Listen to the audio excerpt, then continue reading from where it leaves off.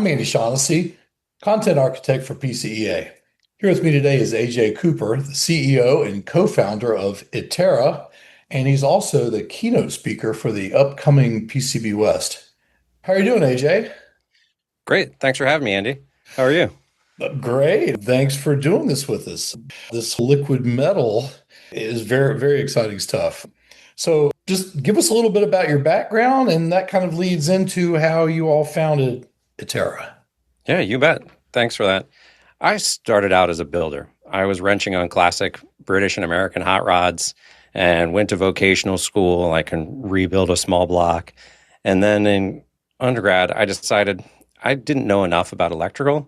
So I went into electrical engineering, and going to grad school, I didn't know enough about semiconductors and organics, and ended up getting my master's and PhD in EE, really focused on material science, device physics, and solving those problems at the angstrom level.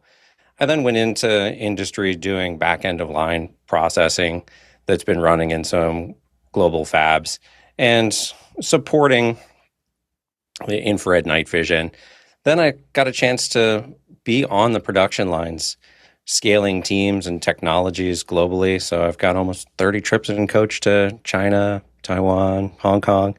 I've been there when a supplier decommits and says, you can't buy this part. And I've been in the hotel room with a razor blade and a multimeter trying to figure out and debug what went wrong in a PCB. I've been scaling those teams at Uber and Lyft for bike share communities. If you've ridden a city bike or a Bay Wheels or a Capital Bike Share, you've probably ridden a product my teams have worked on. Right. And now I am trying to build something that we think will be the way that electrical and firmware engineering is done. And now a word from our sponsor. Join the electronics design and manufacturing industry at PCB West 2026, coming September 29th to October 2nd to the Santa Clara California Convention Center. Sponsored by the Printed Circuit Engineering Association, PCB West is the place thousands of designers, engineers, fabricators, and assemblers of printed circuit boards go for learning the latest in components, ECAD, and manufacturing processes. From drones to automated vehicles to wearables, there's something for everyone involved in the electronics supply chain. This is one show you cannot afford to miss. Registration for the conference and exhibition is now open. Be sure to book your spot. For more information about PCB West, visit pcbwest.com. Brought to you by PCEA, Engineering Tomorrow's Electronics. I read that you were saying that the problem was always with the hardware. Tell us how this led you to get into the liquid metal. Was there an aha moment? That's a good question. It was when I was at Lyft running this hardware team, and I was seeing in many cases that engineers would know what they wanted to do. Let's say we were getting close to production and a vendor released a new chip, or we found an errata in the data sheet, or it performed differently than we expected and it messed up our battery life. And we'd say, oh, we know what we need to do, but frequently we wouldn't go back and do it for fear of going and upsetting something else, making a mistake in security or compliance or certification. Mm-hmm. And the challenge that I set out to solve was, how do you accelerate that cycle? How do you bend the curve of the scientific method so that you can learn faster? You can test your hypothesis. You can drop that cost to try something to, low enough that you can actually try over and over and over again. So I just started picking up the phone and calling people. And I thought, what I'd love to be able to do is program the actual copper itself. And as far as I can tell, programmable copper is impossible because copper is a pretty amazing metal. Mm-hmm. But I started out with an idea it was similar to a sea of gates. This is really bridging the silicon side of my background. Mm-hmm. And I talked to chief scientists all over the place and in foundries. And ultimately, a VLSI expert said, here's why that won't work. And undeterred, I just kept calling until I found an expert in liquid metals who said, if you could solve these things, there's no reason it can't be done, but nobody's ever tried. And those things were the overlap with the suffering of my PhD, my time on the production line, scaling those teams and technologies. I said, okay, the ball's in my court. I'll take this one. Right. How does it work? We use a principle called electrowetting. Mm-hmm. And I won't gesticulate too much because this is going to be an audio program.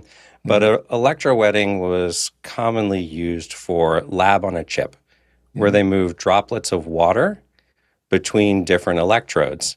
And essentially, when you apply the voltage across dielectric, it makes the droplet want to wet the surface. Mm-hmm. And if you do this in an electrode array, like pixels, you can move them in X and Y. We took the same principle and shrunk it down to match the dimensions of a printed circuit board. So there was previously no economic reason, and there were many technical reasons it couldn't have been done. Mm-hmm. But around late 2022, it became possible to do. So we started this in 2024 to build an electrowetting device that allows us to move droplets of liquid metal instead of water. And it really required quite a bit of engineering of how the manufacturing process is done, the materials, the assembly, the programming. It was, and continues to be hard in many, many ways, but we do hard things because they matter. Because here you've got electrical, chemical, mechanical, all coming together in 3D and fluid dynamics and then we play with the semiconductor. Mm-hmm. So the semiconductor is different than kind of the top-down world that we often build. We assume that if you're going to CNC something to a specific thickness, you're going to get that thickness.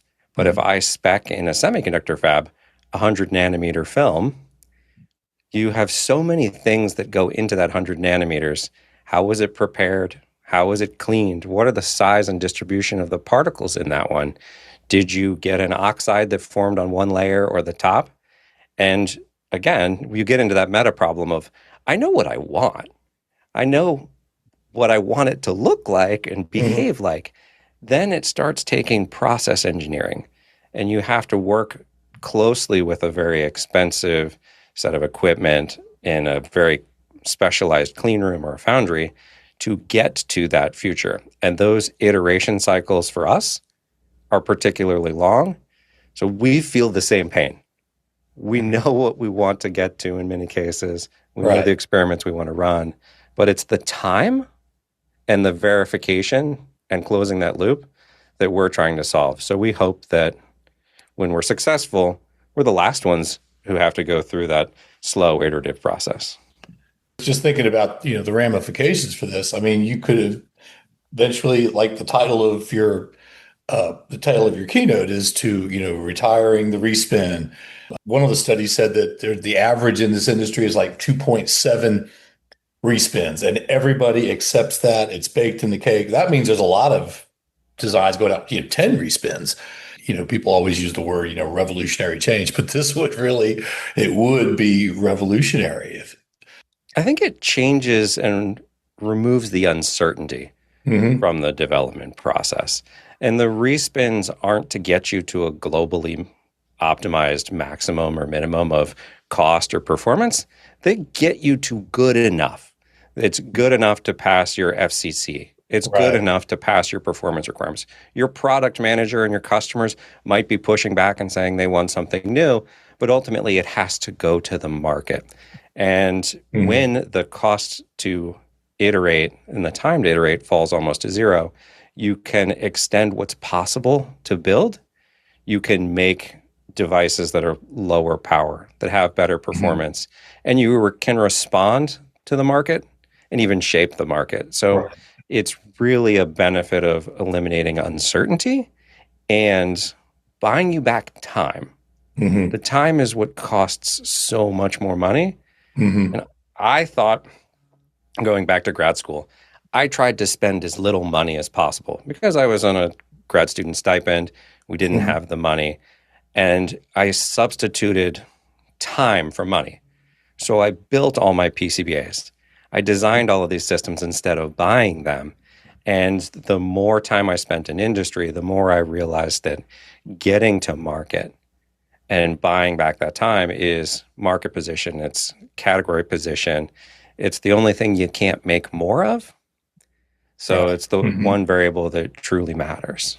Right. And I mean, they could be prototyping on the fly, basically, without I'd having like it to to. be faster to prototype than Mhm. to set up a simulation, Andy. Mhm. When I think about how I would simulate an application processor running my firmware, running my software, and seeing how the emergent behavior of switching performance and battery life and descents, I don't think there is yet a way that you could simulate all of that together. Mhm. And we're trying to say, if you can change it and recompile your hardware as easily as software, that you'll Right. go straight to Itera, you'll go straight to print, and you'll change it until it's ready to produce. Mhm. And that changes your workflow and how quickly you can get to confidence with your designs. And right now, you all are doing this as a service. Is that correct? What's the state right Yeah, now? exactly. This is most cost effective for the customer. Mhm. And we have to run an EMS service or electronics manufacturing service Mhm. where we want to drop into the customer's natural way of working. I don't want them to have to learn a new EDA software, disrupt their PLM, send Mhm. us the same files they would send their quick turn supplier. And then instead of making it overseas, we take their components, assemble them on a substrate in our secure testing center, focused initially on 4, 6, and 8 layers, Mhm. and give them remote access to it. So they get access to the test equipment that we have, and they can change the design whenever they want. Mhm. Our routing is less than a minute to change. If we want to change Right. components, we can do that because we don't have to go through reflow. And then they also get the superpower to observe or measure any signal inside the board. Wow. And this one really, really matters to me because so much of the lessons learned in design come during verification. They come Mhm. during testing, but they're not captured. The industry spends 3 times as much on verification as they do on design because that's where you get the real insights. So when you can observe and measure any signal, you don't have that tension between the firmware and electrical engineers going, Mhm. oh, you didn't bring up the memory correctly. Oh, there's Right. too much pull-up resistance over here. You can measure it in real time, and it's not limited to just the test points that the engineer planned for. Blind, buried, it's fine. You Mhm. can observe it, you can change it. You're not inferring and guessing, you're actually measuring. So my team is working really hard to bring receipts to show you what your device is doing. That's very cool. And I was saying before, it reminds me of Terminator, the liquid metal. We're See, not creating Skynet. I not know quite the like that, right? the liquid metal in glass is really, really cool. Yeah. Absolutely.